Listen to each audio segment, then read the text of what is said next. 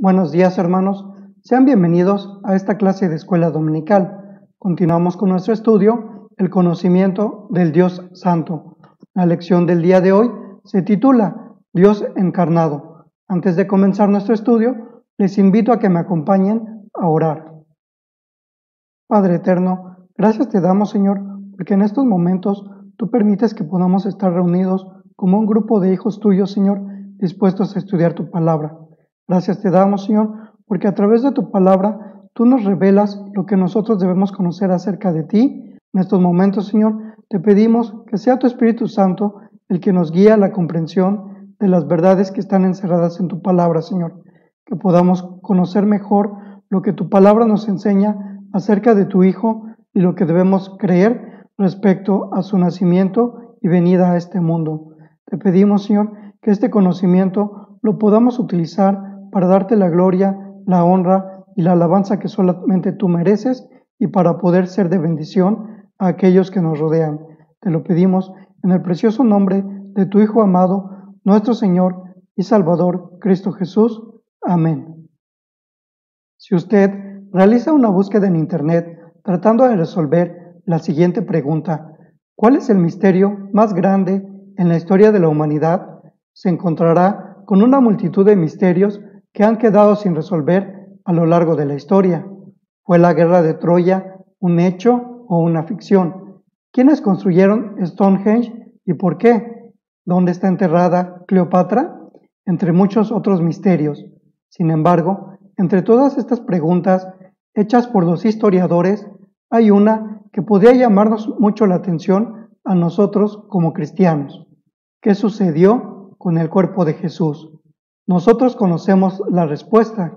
La Escritura nos enseña que Jesús resucitó de entre los muertos y ascendió al cielo, donde está sentado a la diestra de Dios, Padre Todopoderoso. Para nosotros, esto no es un misterio. Entonces, ¿cuál sería el más grande misterio para nosotros como cristianos? El más grande misterio para nosotros como cristianos es el mensaje de la encarnación en la Navidad.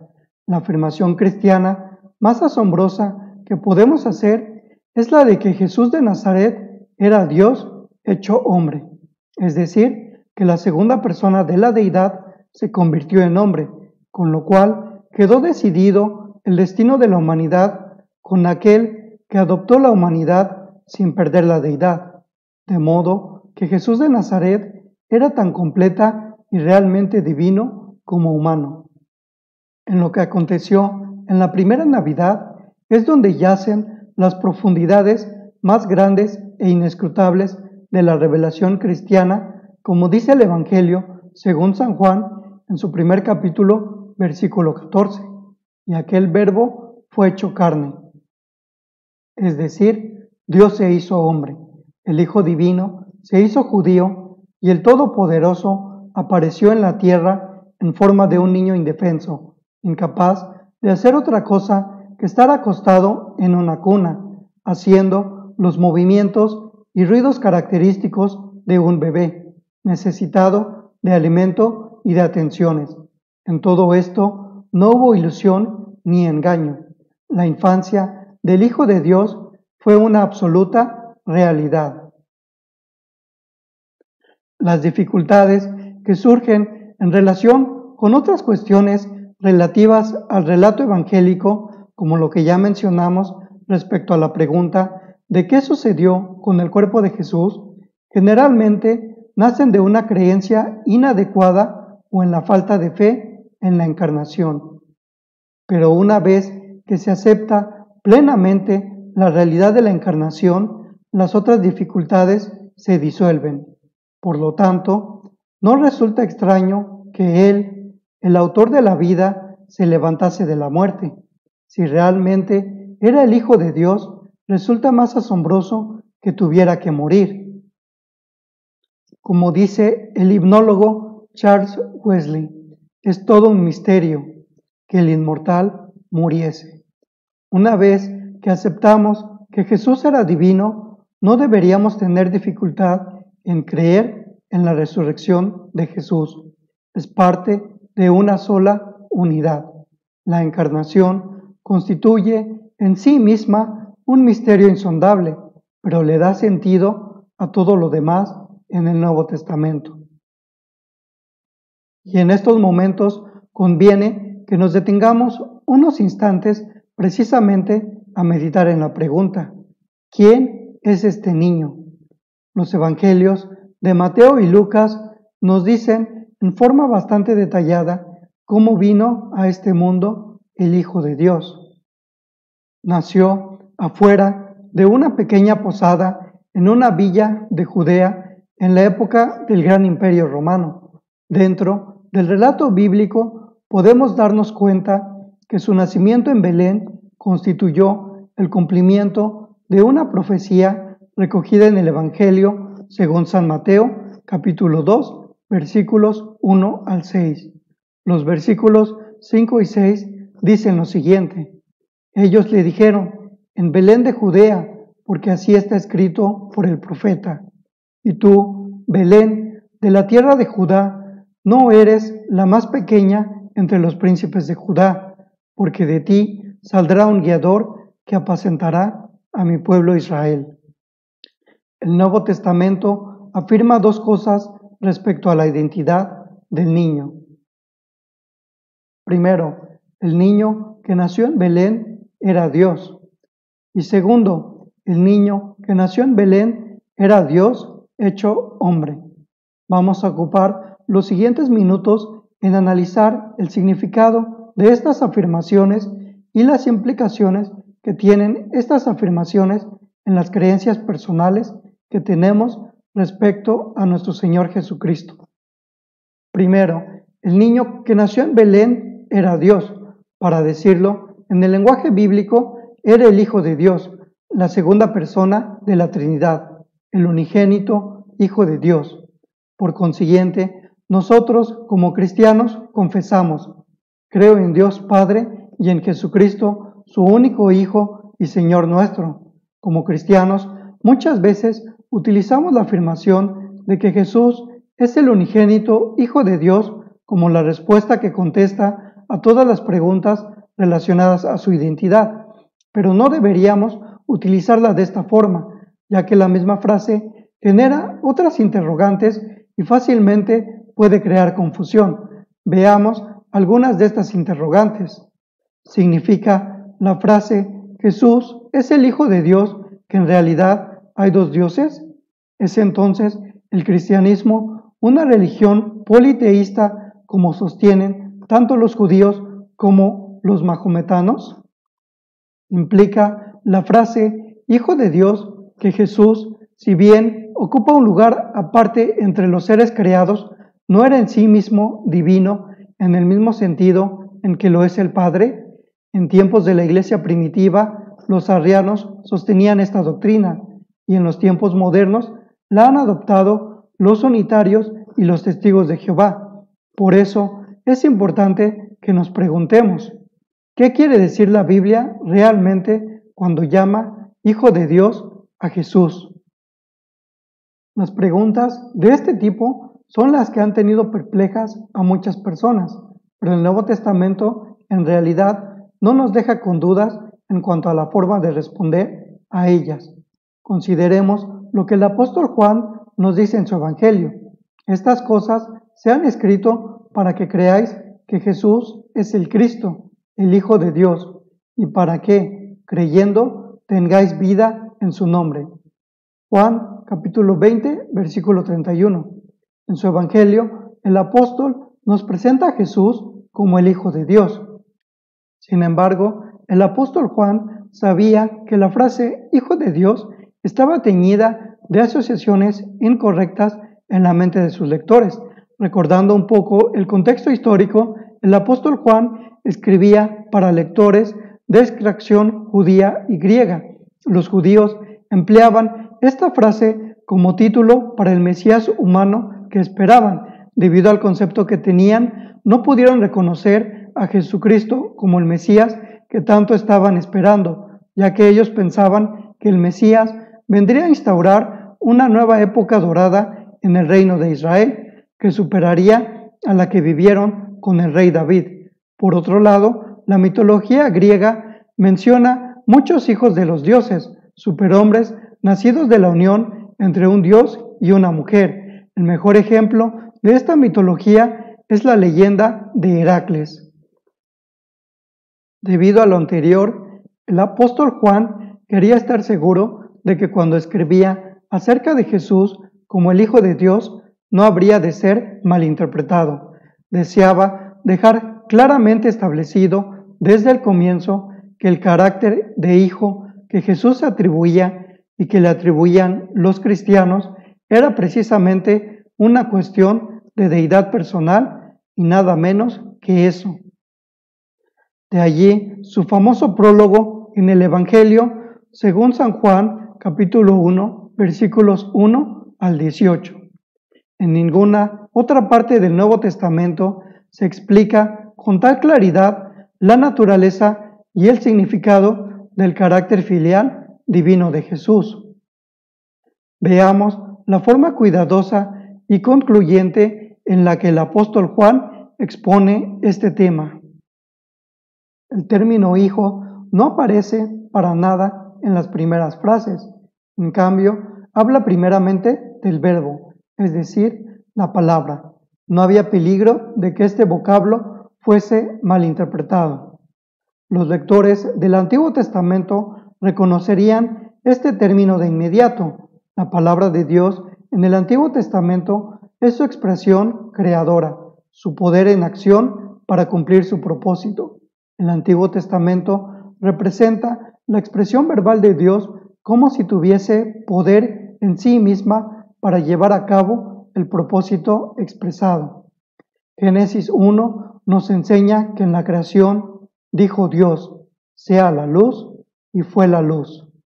De la misma forma, el Salmo 33, versículo 6, confirma que por la palabra de Jehová fueron hechos los cielos. Y el mismo Salmo, en su versículo 9, vuelve a ratificar la misma idea, porque Él dijo y fue hecho. Él mandó y existió. Debido a pasajes como estos, no nos queda más que concluir que el verbo de Dios es, por lo tanto, Dios obrando. El apóstol Juan retoma esta figura y procede a decirnos 7 cosas acerca del verbo divino. En el principio era el verbo, versículo 1. He aquí la eternidad del verbo. En sí no tiene principio. Cuando las demás cosas comenzaron, Él ya era. Y el verbo era con Dios, versículo 1. He aquí la personalidad del verbo. El poder que lleva a cabo los propósitos de Dios es el poder de un ser personal concreto, que se encuentra en una relación eterna de comunión activa con Dios. Y el verbo era Dios, versículo 1. He aquí la deidad del verbo. Si bien es distinto del Padre, hablando de la persona, no es una criatura, es divino en sí mismo como lo es el Padre. Todas las cosas por Él fueron hechas, versículo 3. He aquí el verbo en función creadora. Todo lo que ha sido hecho por medio de Él. Es el agente del Padre en todo acto creador. Aquí tenemos pruebas de que el hacedor, es decir, el verbo, no pertenece a la clase de las cosas creadas. En Él estaba la vida, versículo 4. He aquí el verbo vivificando. No hay vida física en el ámbito de las cosas creadas, salvo en y a través de Él. Aquí está la respuesta bíblica al problema del origen y la continuidad de la vida en todas sus formas. La vida la da y la mantiene el verbo. Las cosas creadas no tienen vida en sí mismas, sino que tienen vida en el verbo, la segunda persona de la deidad. Y la vida era la luz de los hombres, versículo 4. He aquí el verbo en función reveladora. Al dar vida, también da luz que nos lleva a conocer a Dios. Y aquel verbo fue hecho carne, versículo 14. He aquí el verbo encarnado. El niño en el pesebre de Belén era nada menos que el Verbo eterno de Dios. Después de haber mostrado quién es y lo que es el Verbo, una persona divina y autor de todas las cosas, el apóstol Juan procede a darnos su identificación. La encarnación fue la revelación de que el Verbo es el Hijo de Dios. En el versículo 14 se nos dice, y vimos su gloria, gloria como del unigénito del Padre. Esta misma idea viene a ser confirmada en el versículo 18 a través de la frase, el unigénito Hijo que está en el seno del Padre. A esta altura, el apóstol Juan ha dejado claramente establecido lo que se quiere decir cuando se le llama a Jesús Hijo de Dios. El Hijo de Dios es el Verbo de Dios. Si sabemos lo que es el Verbo, es decir, la palabra de Dios, entonces sabremos lo que es el Hijo. Tal es el mensaje del prólogo de Juan. Por lo tanto, el mensaje de la Navidad descansa en el hecho sorprendente de que el niño en el pesebre era Dios. Segundo, el niño que nació en Belén era Dios hecho hombre. El Verbo se había hecho carne, un ser humano real y verdadero. No dejó de ser Dios, no era menos Dios entonces que antes, pero había comenzado a hacerse hombre. No era ahora Dios menos algunos elementos de su deidad, sino Dios más todo lo que había hecho suyo al tomar sobre sí la humanidad. Aquel que había hecho al hombre estaba ahora probando lo que era ser hombre. Se encontraba ahora en un estado en el que podía ser tentado. Esta idea la expresa el autor de la epístola a los Hebreos en su capítulo 2, versículos 17 y 18, que dice, por lo cual debía ser en todo semejante a sus hermanos, pues en cuanto él mismo padeció siendo tentado, es poderoso para socorrer a los que son tentados. Y esta misma idea la vuelve a retomar más adelante para darnos consuelo cuando enfrentamos tentaciones. En el capítulo 4, versículos 15 y 16 se nos dice, porque no tenemos un sumo sacerdote que no pueda compadecerse de nuestras debilidades, sino uno que fue tentado en todo según nuestra semejanza, pero sin pecado.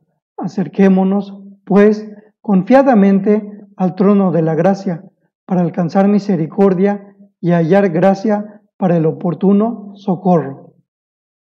En estos momentos, después de todo lo que hemos comentado, estamos llegando a una conclusión inevitable, una conclusión que desafía nuestro orgullo intelectual de buscar la explicación a lo que sucede en este mundo a través de la ciencia, a través del razonamiento humano, a través de nuestra experiencia. Esta conclusión es la siguiente. El misterio de la encarnación es realmente insondable.